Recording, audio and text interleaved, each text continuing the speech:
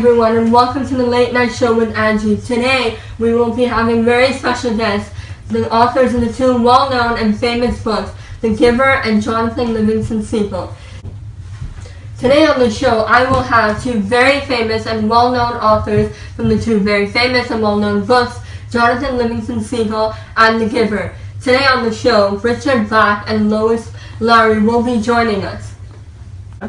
So please, put your hands together and help me welcome the one and only who's touched many hearts and motivated many to look beyond their dreams, the Richard Black.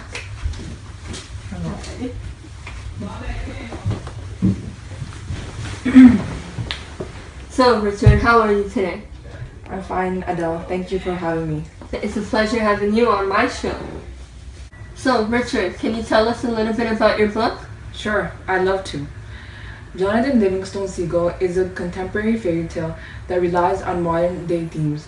It's a story of a young seagull with big ambitions. A seagull who is passionate about flying, who pushes himself to fly at tremendous speeds, trying to reach a higher plane of perfection. He is a rebellious seagull who is not interested in rules. This sets him apart from the seagull society, and since, due to its extreme love for flying, he goes against the seagull's way of life, he fails to fit in with his attempts, eventually leading him to be outcasted by the flock. Jonathan enters a new world where he continues his pursuit for perfection, learns to love, and returns back what he's learned. So he follows his heart and destroys all limits to prove that there's more to living than meets the eye. That's it. Readers to view your book from what perspectives? Well, I wrote my books from many points of view, from many different lenses, and that's how readers have viewed my book as well. Many of the responses that I've gotten are that readers see my book through the psychoanalytical lens, and also relate it through a personal level. As an author, I believe when you view the world through a lens, you see many examples in the book that anyone can relate to and hold strongly about. In the book, we see how Jonathan loves flying and his subconsciousness shows that he still can't forget flying. In the psychoanalytical lens, it says that some subconsciouses can influence the decision or behavior of humans. So when Jonathan gives up flying for speed, when he's flying again, he will realize that flying for speed is the only thing he wants to do.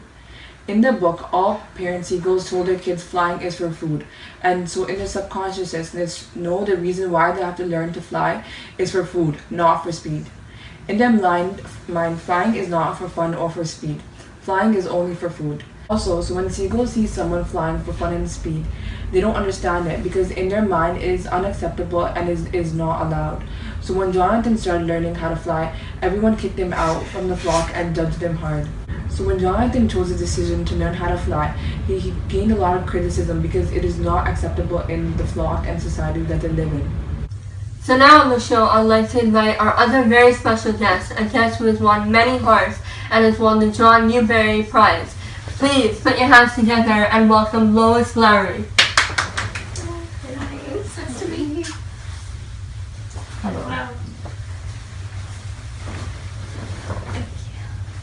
So let's move towards Lois. Hi Lois, how are you? Thank you so much for coming on my show. Would you like to share any opinions on your book and maybe tell us a little bit about your book? Well, thank you for having me here. Pleasure. It's really great to be on your show. So The Giver is a science fiction novel that tells a story about a boy named Jonas who lives in this world where everyone follows the rules, so nobody really thinks for themselves. So he's assigned a job, which is the receiver of memories, and he goes as an understudy for the Giver, who's the current receiver of memories, and he learns a lot of things. So what he learns is that before there were drastic changes and nothing was the same as they were before. The more he learns about having choices and the bad things that happen in the world, the more he wants to escape this world. So similar to Mr. Black's book, I viewed my novel through the psychoanalytic lens. Jonas is always in a constant yearning for meaning and a purpose in his life and in the life of others. So when he's assigned the role of receiver of the memories, he lives in isolation. He realizes that there's more to this job and the jobs that are assigned to other people. He learns that there's more to life than just doing the job, so he rebels from society and tries to break free from it. They teach society that there's more that meets the eye. Oh wow, I didn't know Jonathan Livingston Seagull and The Giver are so alike. We see that in Jonathan Livingston Seagull, that Jonathan also tries to fight for his freedom and goes against everyone's wishes. So Jonas also shows an example of self-actualization, where he fulfills what he sets out to do. He's able to feel joy while he's suffering. So this kind of resilience, the ability to press on through difficult times, can only be attained with a true sense of purpose. Sounds like a book that will never get old for me. And now we will be back from a short break. Of your book, I think it really captures one's attention, makes us interact with our inner self. I personally see this story relating to me through the Marxism lens. There are many examples in my story that I see through the book. The book decided who will get punished or shamed, and then everyone banished long seagull. First, Johnson is not the only seagull get punished. Anyone who goes against the teaching society is criticism the punished. Second, member in flock don't know the meaning of flying. They only flying for the food. They don't see there is more of flying. The third, the last part in the story is the flock, and Johnson's parents told him flying is for the food, and these rules keep the seagull in order. Johnson became the first seagull who went against this idea and tried to prove the meaning of flying. Oh wow, I'm so flattered to hear about your thoughts and emotions about my book. Well, the main purpose of me to write this book was because I wanted to have a one-on-one in-depth.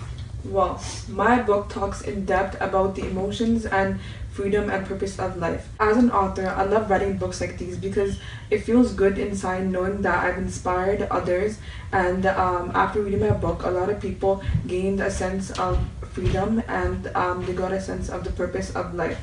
This is what made me really happy because as an author, this is what I do. So Jonathan Livingston Seagull has been here for a long time. How old were you when you wrote the book? Well, at that time, I was a very young man, but you know, you get older and you see I'm not the same anymore.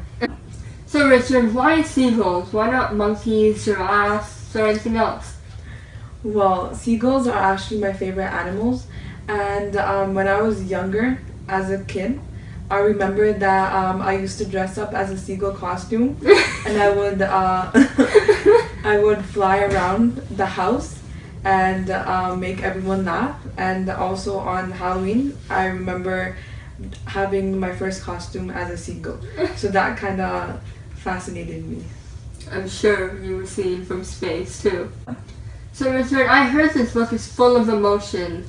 What were your feelings when you wrote this book? Well, I agree with that. My book is filled with a lot of emotions. The main reason for why I chose to write a book with that much emotion is because I wanted other fans and people reading my book to be influenced and kind of look up to me as an author and use my book as a reference. And thank you so much, Richard, for coming on my show, and Leo. It was a pleasure having you too. So thank you for tuning in on today's episode in the Late Night Show with Angie.